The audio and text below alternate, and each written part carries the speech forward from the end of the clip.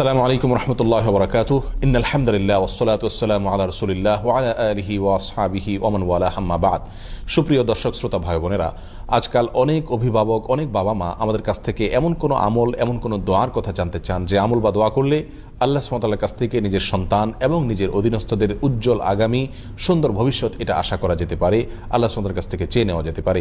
সত্যি আজ একজন অভিভাবকের, একজন বাবার, একজন মায়ের সবচাইতে বড় দুশ্চিন্তার কারণ হলো নিজের সন্তানের উজ্জ্বল ভবিষ্যৎ নিশ্চিত করতে পারা।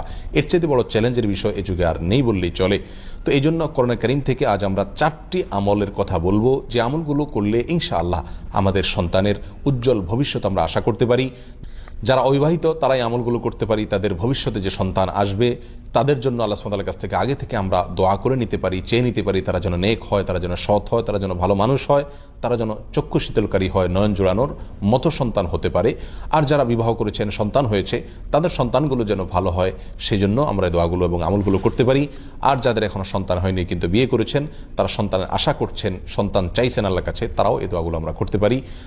তার ভিতরে প্রথম আমলটি বর্ণিত হয়েছে সূরা আলে ইমরানের 38 নম্বর এবং 39 নম্বর আয়াতে। 38 নম্বর আয়াতে আল্লাহ সুবহানাহু ওয়া তাআলা তার একজন নবীর কথা উল্লেখ করছেন, যিনি ছিলেন জাকারিয়া আলাইহিস সালাম। বাইতুল মাকদিসে তিনি আল্লাহ সুবহানাহু ওয়া তাআলার কাছে দোয়া করেছিলেন, রব্বি হাবলি মিন লাদুনকা যুররিয়াতান তাইয়্যিবাহ ইন্নাকা সামিউদ দুআ।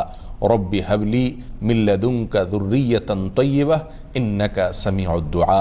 অর্থাৎ, হে আল্লাহ, আপনি আপনার কাছ থেকে আমাকে নেক সন্তান, ভালো সন্তান, পবিত্র সন্তান আপনি দান করুন, কারণ আপনি দোয়া শ্রবণকারী।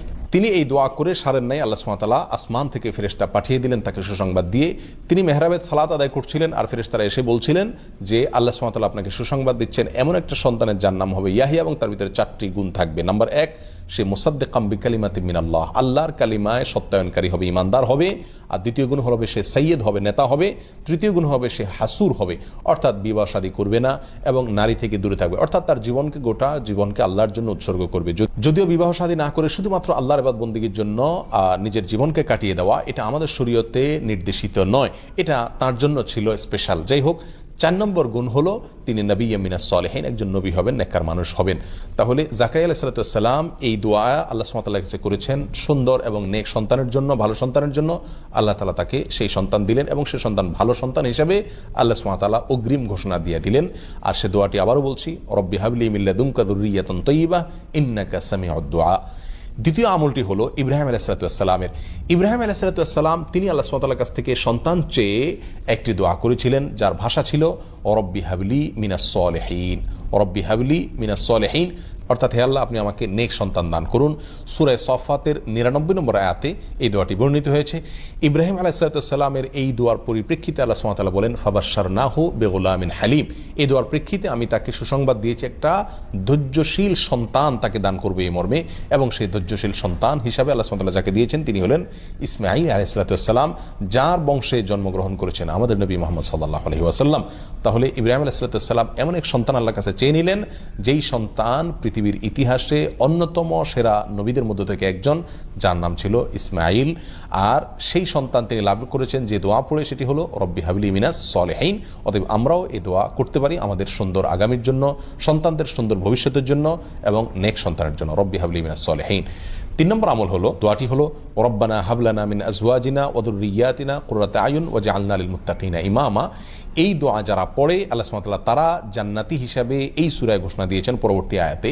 তো এই আয়াতের মধ্যে নেক সন্তান চাওয়ার কথা বলা আছে, রব্বানা হাবলানা মিন আজওয়াজিনা ওয়া যুররিয়াতিনা কুররাতা আয়ুন, অর্থাৎ আল্লাহ এমন স্ত্রী সন্তান আমাদেরকে দান করুন যে স্ত্রী সন্তান আমাদের চোখ জুড়াবে, আমাদের নয়ন জুড়াবে, চোখ শীতল করে দিবে এবং তারা মুত্তাকিদের ইমাম হবে। এই দোয়া এর মাধ্যমে আমরা নেক সন্তান, নেক স্ত্রী, আমাদের সুন্দর পরিবার, ভালো এবং পবিত্র পরিচ্ছন্ন পরিবার আল্লাহর কাছে আমরা চেয়ে নিতে পারি। নাম্বার 4 আমল হলো সূরা নূহ বর্ণিত হয়েছে একেবারে শুরুর দিকে। আল্লাহ সুবহানাহু ওয়া তাআলা বলেছেন, ফাকুলতু আস্তাগফিরু রাব্বাকুম ইন্নাহু কানা গাফফারা ইউরসিলিস সামা আলাইকুম মিদরারা ওয়া ইউমদিদকুম বিআমওয়ালিন ওয়া বানিন। আল্লাহ সুবহানাহু ওয়া তাআলা বলছেন যে আল্লাহ নবী নূহ আলাইহিস সালাম তার জাতিকে বলেছিলেন, তোমরা ইস্তেগফার করো তোমাদের রবের কাছে, যে কোনো অপরাধ হয় সঙ্গে সঙ্গে আল্লাহর কাছে ক্ষমা চাও, আস্তাগফিরুল্লাহ ওয়া আতুবু ইলাইহি, অথবা যে কোনো ইস্তেগফার করো, আল্লাহর কাছে ক্ষমা চাও। চাইলে কি হবে? আল্লাহ তোমাদেরকে বৃষ্টি দিবেন এবং সন্তান এবং সম্পদ দিয়ে শক্তিশালী করবেন, অর্থাৎ এমন সন্তান পাবো, এমন সম্পদ পাবো যার ফলে আমার হাত শক্ত হবে, আমি শক্তিশালী হব। তার মানে নেক সন্তান ইনশাআল্লাহ আশা করা যেতে পারে ইস্তেগফারের মাধ্যমে। আবার বলছি, 4টি আমলের ভিতরে প্রথম আমল ছিল জাকারিয়া আলাইহিস সালামের দোয়া, রব্বি হাবলি মিন লাদুনকা যুররিয়াতান তাইয়্যিবা ইন্নাকা সামিউদ দুআ। দ্বিতীয় আমল ছিল ইব্রাহিম আলাইহিস সালামের দোয়া, রব্বি হাবলি মিনাস সলিহিন। 3 নম্বর আমল হলো সূরা ফুরকানের 74 নম্বর আয়াতে, রব্বানা হাব লানা মিন আজওয়াজিনা ওয়া যুররিয়াতিনা কুররাতা আয়ুন ওয়াজআলনা লিল মুত্তাকিনা ইমামা। আর 4 নম্বর আমল হলো বেশি বেশি ইস্তেগফার করা। এই 4টি আমল করলে ইনশাআল্লাহ আল্লাহ সুবহানাহু ওয়া তাআলা এমন সন্তান, এমন পরিবার আমাকে দান করবেন, যে পরিবারের প্রতিটি সদস্য, যে সন্তানরা আমার চোখ জোড়াবে, নয়ন জোড়াবে, চক্ষু শীতল করবে, আমার হৃদয়কে ঠান্ডা এবং শীতল করে দিবে ইনশাআল্লাহ। বিভিন্ন নবী রাসূলগণ এই সমস্ত দোয়াগুলো করে তারা ভালো ফল পেয়েছেন, ইনশাআল্লাহ আমরা ভালো ফল পাবো সে আশা করতে পারি। তবে মনে রাখতে হবে, শুধু দোয়া করলেই হবে না, আমাকে বাবা এবং মা হিসাবে, অভিভাবক হিসাবে আদর্শ মানুষ হতে হবে, আল্লাহর কাছে পাশাপাশি দোয়া করতে হবে, এবং তারা যেন ভালো মানুষ হয় সেরকম ভালো পরিবেশ তাদেরকে দিতে হবে, এবং অন্যান্য শর্তগুলো ফুলফিল করতে হবে। তাহলে ইনশাআল্লাহ আমাদের দোয়াগুলো আল্লাহ সুবহানাহু ওয়া তাআলা শুনবেন এবং আমরা সুন্দর ভবিষ্যৎ তাদের নিশ্চিত করতে পারবো। আল্লাহ তাআলা আমাদের সকলকে এমন সন্তান দান করুন, যে সন্তান আমাদের চোখ জোড়াবে, নয়ন জোড়াবে, অন্তরকে শীতল করবে। জাযাকুমুল্লাহ ওয়া আখিরু দাওয়ানা আনিল হামদুলিল্লাহি রাব্বিল আলামিন। ওয়াসসালামু আলাইকুম ওয়া রাহমাতুল্লাহি ওয়া বারাকাতুহু।